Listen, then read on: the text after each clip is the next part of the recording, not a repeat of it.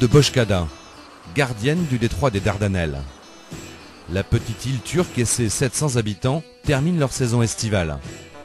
Et les solitaires de la Cape Istanbul, leur long parcours à travers la mer Méditerranée. Plus de 1500 milles déjà parcourus en 4 étapes. Le rallye des figaristes touche au but, mais il reste une dernière marche avant Istanbul. Le détroit des Dardanelles en parcours de liaison tout d'abord, puis une centaine de milles de régate en mer de Marmara.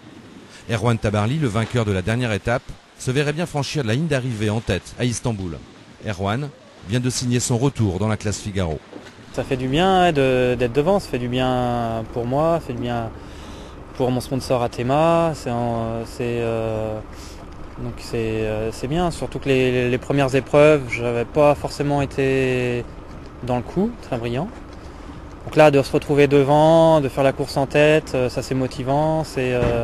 Voilà, c'est une place à laquelle on préfère, bien évidemment. Et voilà, donc je suis très content d'avoir pu remporter cette épreuve ici à Bozkada. Voilà, il en reste une maintenant. Et on va essayer de faire pareil sur la dernière, quoi. C'est l'objectif. On peut se raser sur ton bateau de luxe? Ah oui, viens, non, il n'y a pas de problème, bien sûr. T'es bienvenu à bord. Louis-Maurice Tanière, alias Loupi, termine sa première course en solitaire, en Figaro.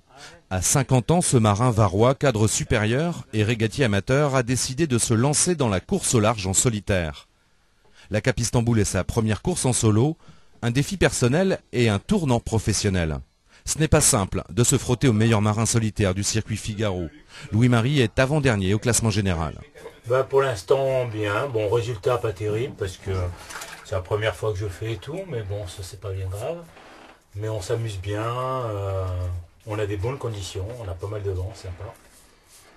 Et le bateau, je commence à l'apprendre un petit peu, c'est sympa, c'est bien, ça se passe bien. Le bateau est relativement facile, donc c'est bien. Donc par contre, le niveau et les mecs sont très très forts.